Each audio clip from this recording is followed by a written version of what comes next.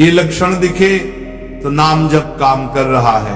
अक्सर साधक पूछते हैं, महाराज जी हमें कैसे पता चले कि हमारा नाम जप सफल हो रहा है या नहीं?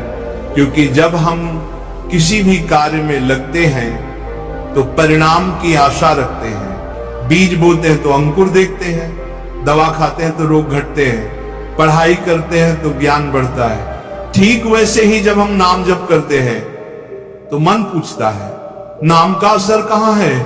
मन तो और अशांत हो रहा है, विकार तो और बढ़ रहे हैं, क्या नाम व्यर्थ गया? यहीं पर महापुरुष हमें समझाते हैं, अगर तुम्हारे जीवन में ये लक्षण प्रकट होने लगे तो निश्चिंत हो जाओ, नाम जप काम कर रहा है। पहला लक्षण विकारों का उभरना। जब साधक नाम जप प्रारंभ करता है तो सबसे पहला असर होता है अंदर के दोषों का बाहर आना। जैसे कोई डॉक्टर ऑपरेशन करता है तो पहले मवाद निकलती है, फिर घाव भरता है। उसी प्रकार नाम भी अंतःकरण का ऑपरेशन करता है। हमारे भीतर जन्म जन्मांतर के पाप विकार वासनाएं छुपी बैठी हैं, नाम उन सबको हिलाता है, बाहर लाता है। इसलिए प्रारंभ में साधक को लगता है नाम करने से तो विकार और बढ़ गए, गंदी बातें और आने लगी, मन और अशांत हो गया। पर असल में ये नाम की प्रथम क्रिया है। विकार आ नहीं रहे, जा रहे हैं, वे निकल रहे ताकि भीतर सद्गुण बस सके। दूसरा लक्षण धैर्य की परीक्षा। जब ये दोष बाहर आते हैं तो साधक का मन विचलित होता है, वह सोचता है अब तो साधना छोड़ दूं, ये सब मुझसे नहीं होगा। लेकिन यही समय है जब धैर्य रखना आवश्यक है। महापुरुष कहते हैं नाम का पहला प्रभाव है दोषों का निकलना और दूसरा प्रभाव है सद्गुणों का आना। अगर साधक धैर्य रखकर जप जारी रखे तो धीरे धीरे उसके हृदय में पवित्रता, शांति, संतोष, निश्चिंतता और निर्भयता जैसे गुण स्थापित होने लगते हैं। तीसरा लक्षण भगवत सद्गुणों का आना। जैसे जैसे दोष निकलते जाते हैं अंदर दैवी संपदा का प्रवेश होता है। पहले काम, क्रोध, लोभ, मोह हावी थे, अब संतोष, क्षमा, दया, प्रेम, निर्भयता आने लगती है। पहले मन अस्थिर था, अब स्थिर होने लगता है। पहले छोटी बात पर गुस्सा आता था, अब सहनशीलता आ जाती है। ये परिवर्तन धीरे धीरे होता है पर साधक इसे अनुभव करने लगता है। चौथा लक्षण नाम में रस आना। शुरुआत में नाम जप करते समय मन भागता है, नाम में स्वाद नहीं आता, कभी कभी बोझ जैसा लगता है। पर जब दोष कम होते हैं और सद्गुण प्रकट होते हैं तो साधक अनुभव करता है कि हर नाम में रस है, आनंद है। नाम जप आप कर्तव्य नहीं रह जाता बल्कि प्रेम का आह्वान बन जाता है। अब नाम जपते ही मन आनंद से भर जाता है, भगवान के रूप की झलक हृदय में होने लगती है। पांचवां लक्षण असत्संग से विरक्ति। जब नाम असर करता है तो साधक का मन अपने आप असत्संग, असत विचार और असत आचरण से हटने लगता है। पहले जिन चीजों में आकर्षण था अब वही बोझ लगती है।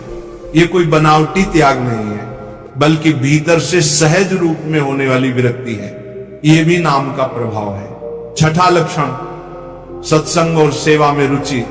नाम जप करते करते साधक को सत्संग, सेवा, भगवान की चर्चा, कथा और कीर्तन में आनंद आने लगता है। अब उसका मन स्वतः उन जगहों पर खींचता है जहां पहले संसार की बातें प्रिय लगती थी, अब भगवान की बातें मधुर लगने लगती हैं।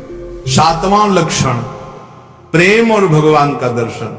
अंततः जब साधक निरंतर नाम जप और ध्यान में स्थिर हो जाता है तो उसके हृदय में भगवत प्रेम जागृत हो जाता है। अब नाम, नामी और नाम जापक में कोई भेद नहीं रहता, नाम ही भगवान का स्वरूप बन जाता है। जैसे बछड़ा पुकारता तो गाय दौड़ी चली आती है, उसी प्रकार जब साधक के हृदय में प्रेम जागता है तो प्रिय प्रेमी भगवान स्वयं प्रकट हो जाते हैं। तो प्रिय साधक जनों, अगर तुम्हारे जीवन में ये लक्षण दिखने लगे, विकार बाहर आना, धैर्य की परीक्षा होना, सद्गुणों का प्रकट होना, नाम में रस आना, असत्संग से विरक्ति, सत्संग और सेवा में रुचि, प्रेम और भगवान की झलक, तो निश्चिंत हो जाओ।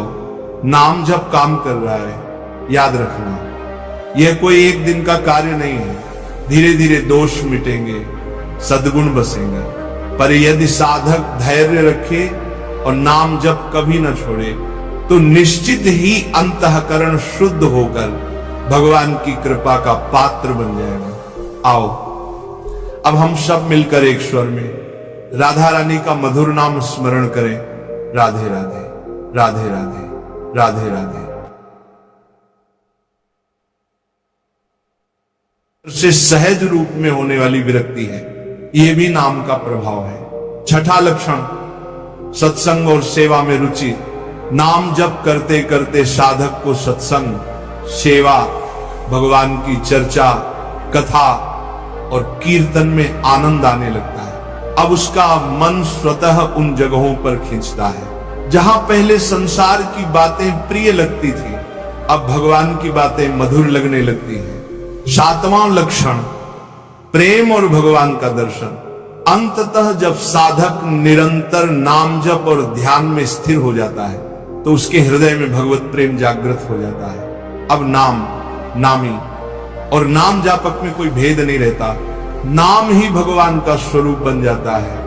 जैसे बछड़ा पुकारता है तो गाय दौड़ी चली जाती है, उसी प्रकार जब साधक के हृदय में प्रेम जागता है, तो प्रिय प्रेमी भगवान स्वयं प्रकट हो जाते हैं। तो प्रिय साधक जनों, अगर तुम्हारे जीवन में ये लक्षण दिखने लगे, विकार बाहर आना, धैर्य की परीक्षा होना, सद्गुणों का प्रकट होना, नाम में रस आना, असत्संग से विरक्ति, सत्संग और सेवा में रुचि, प्रेम और भगवान की झलक, तो निश्चिंत हो जाओ।